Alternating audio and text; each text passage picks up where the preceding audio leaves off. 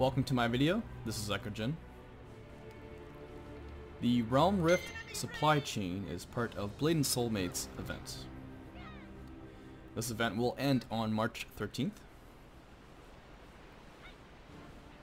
Characters level 50 or higher can enter the Blackram Supply Chain dungeon. One thing to note, while you're in this dungeon, your gear will be normalized to the content level, and same goes for the effects. So any gear that you have that is newer than this dungeon when it was released will not actually be valid. So for example, your badges will not work in this dungeon.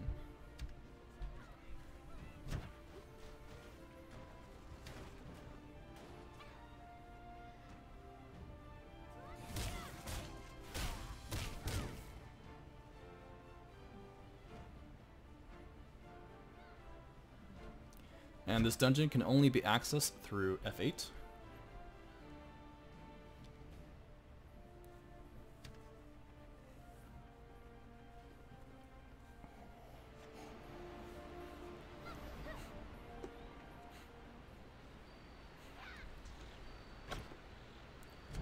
Naryu coins actually have a purpose now. Make sure you use them to get your dragon bloods. I do recommend using or gaining 2 dragon bloods since this dungeon has been normalized, so everything hurts quite a bit. Slashimi is the first boss. I recommend using an AoE pull to bring the other 2 mobs on top of them, that way you can use AoE burst them down.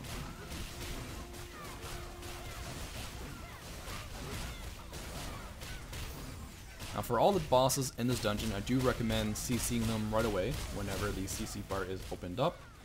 That way another class can grab and then proc your restraint skills for the party. Now when mechanics happen, Steamy will be untargetable. He'll jump, splash in the water, he'll fire 4 projectiles, time your block or parry.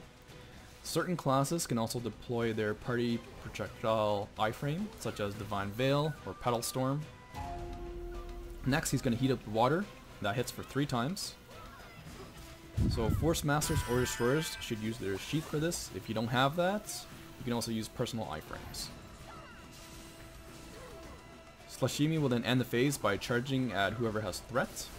You have to block or parry to stop the charge. And then every boss in this dungeon will drop a Realmrift Supply Chain Soul Shield chest. And when you open those chests, there's a chance you'll get a Raven, Fallen, or Ivory Beluga Soul Shield. So BT, VT, Beluga. There is no Grand Celestial Soul Shields in this dungeon. So no TT Soul Shields.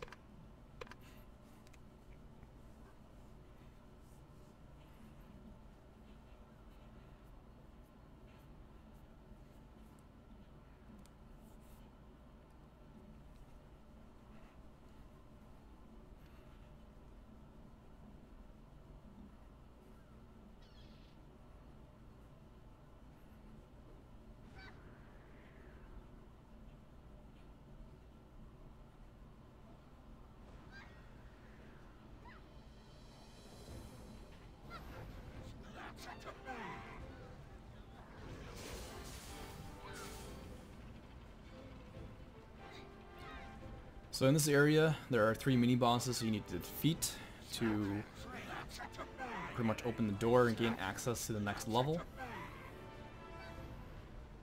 Fairly simple, just DPS them down.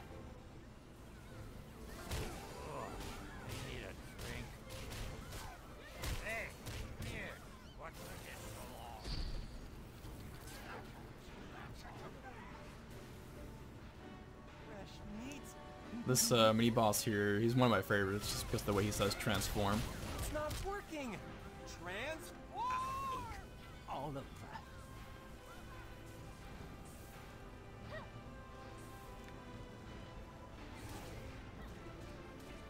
And then the third mini boss is where the warden is at right now. And he already killed them. So with 3 mini bosses dead, the door opens up. And that will take you to the second boss, Chef Tae.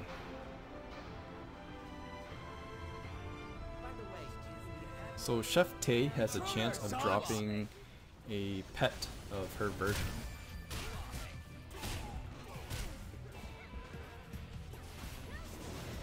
A very low chance though, sadly.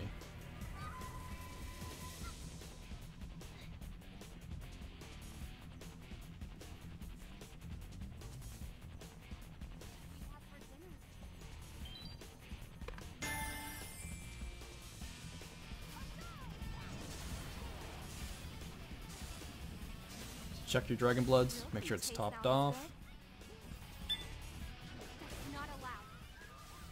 So for Chef Tae, I just recommend CCing her whenever the CC bar is opened up. That way it stops her from completing her 5-hit attack. Her poison attack, which is what you see right there, that's fired towards the person with threat. So try to position yourself so you're at her sides or behind her to avoid getting hit by the poison. Now as the fight progresses, you'll see a minefield on the right or left side of the room, and they'll slowly continue to form. So the longer the fight goes on, the less amount of space you will have to fight in the room.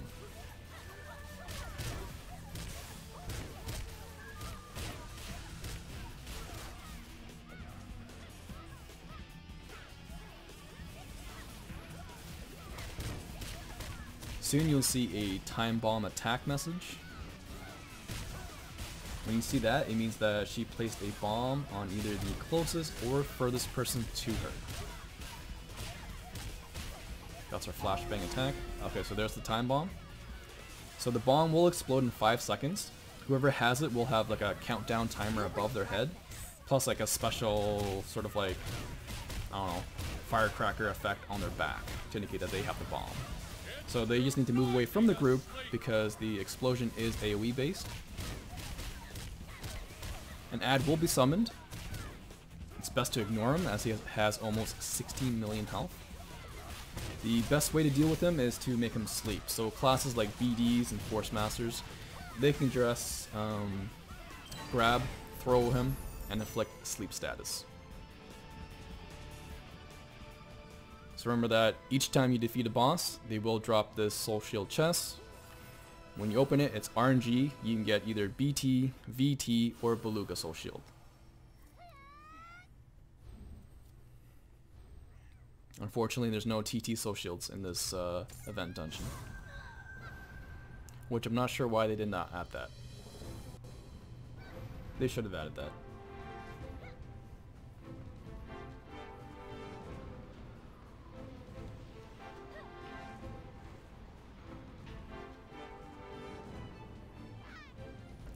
But yeah, a lot of nostalgia when running this dungeon for sure. You know, reminds me of the good 24-man days of Poharan. All the classic lines that we, you know, remember and meme so much about. As the Admiral a man or a woman. Soha can shoot me anytime.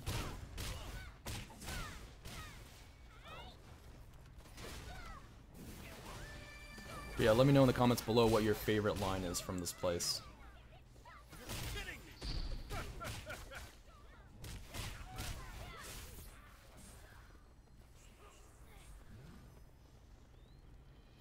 The one thing that's annoying about this dungeon though is that the mobs, they continue to pursue you no matter how far you get away from them. And it's like, you can't get rid of them unless you like glitch them somehow or you kill them.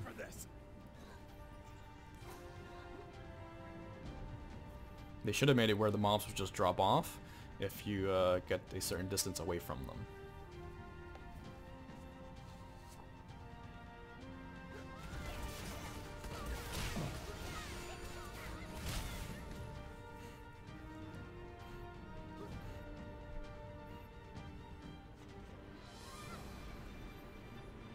So Max Sobo is the third boss that we're looking for here.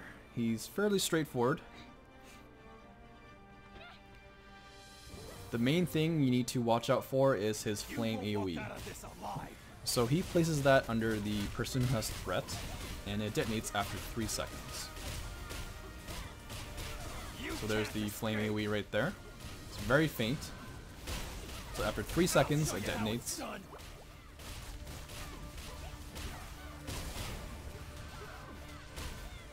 I recommend turning down special effects of other players. That way it helps you see clearly of the attack that he places. Otherwise, all these people attacking constantly, all these particle effects, special effects, it can be hard to see the flame AoE he places. You can't escape. I'll show you how it's done. And Max Sobo, just like Chef Tae, he will summon an ad. Same thing. When the ad appears, just make him sleep. That's the best way to deal with it.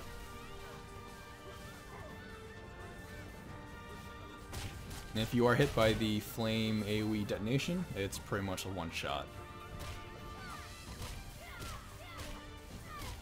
So it's a good thing I had those 2 Dragon Bloods.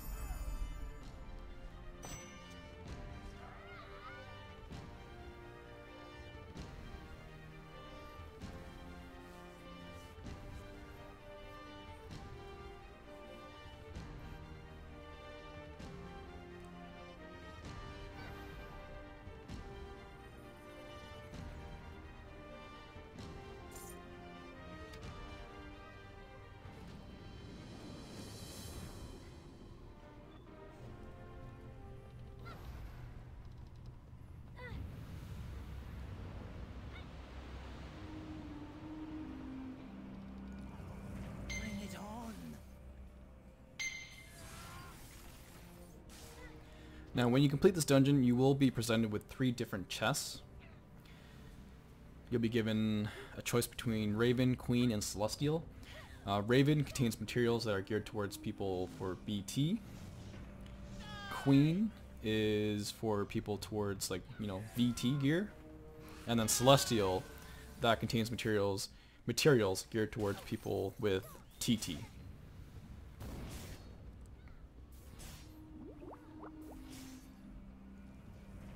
And then besides the variation in materials, they all have the same chance of receiving the Heart Nebula Stone, Premium Transformation Stones, Oils, Pet Packs, the Tae and Poharan Pets, and Divine Grace Stones.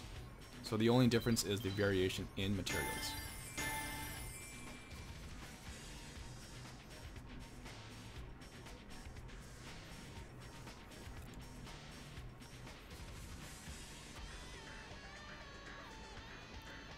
So once everyone is at Poharan, be sure to clean up any ants that have followed you.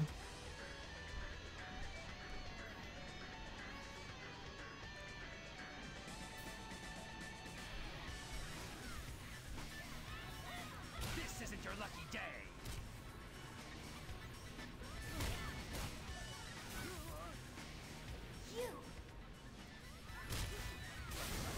So for Poharan's attack rotation, if the tank does not block it, she will aerial the tank. When you see that happen, be sure to CC her in order to interrupt that attack so she doesn't finish damaging the tank. Now, so when she jumps in the middle, she's going to do a fire mine attack. It'll explode, expand outwards, and then it'll rebound back, starting from the outer edge of the room, working its way back to Po. So you want to iframe that.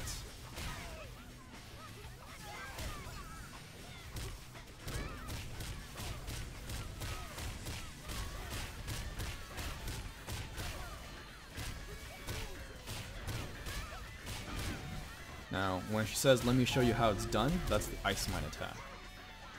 So everyone needs to go to the vents. Tank should be on their own vent. Po will launch 3 flame grenades at the tank. And when she fires the 3rd one, that's when you pull the lever. And then after the first Ice Mine, she will go in the air and spray bullets randomly at one person. So that's what happened to us right there. Any Ice Mines after the initial Ice Mine attack will also include a fire mine attack.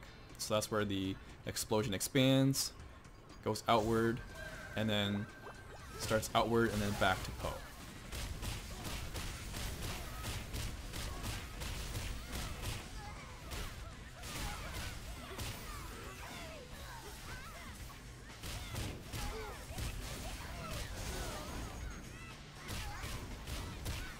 So there he is. She's aerialing the tank. Be sure to CC her to stop that.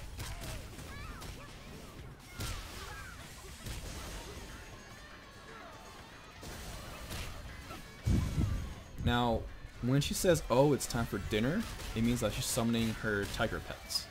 So if you have a summoner, ideally their pet can pull threat, lure the tigers away, and then just spam taunt. That way it keeps the tigers away from Poe and helps keep the fight clean. Otherwise you may have to, you know, AoE burst them down on top of Poe. Alright, so she's doing the Ice Mine attack again. Get to the vents. She fires 3 grenades at the tank. The third grenade, that is when you press the lever, or pull the lever. If you pull too soon, we'll get frozen because the heat from the vent does not last very long. And then there's the Fire Mine attack. You have to be ready to iframe that as well. And that's all the mechanics she'll do throughout the fight.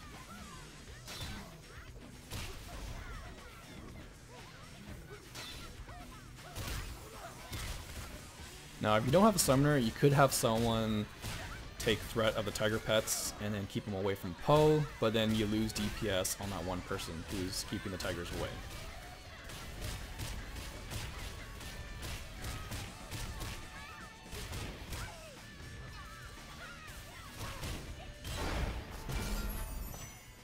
So Merchant of Wonders is a 100% spawn rate after defeating Poharan. He can offer cosmetics from this dungeon, octagonal gems, and pets, just to name a few things.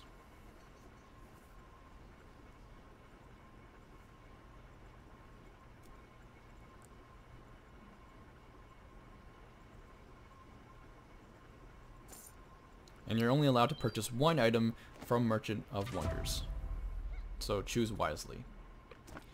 You can spam this dungeon as the dynamic will reward 2 hidden promises treasure chests and 2 legendary gem hammers. And then, as I spoke of earlier, the daily will reward you with a choice of 3 chests, which you can only pick one. So there's the Raven, Queen, Celestial. Make sure you pick the one appropriate to your tier.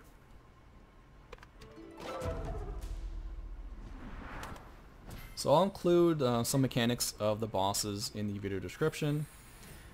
As always, my social links can be found down there. Be sure to like and subscribe. Thanks for watching. Hope that helped. Peace out.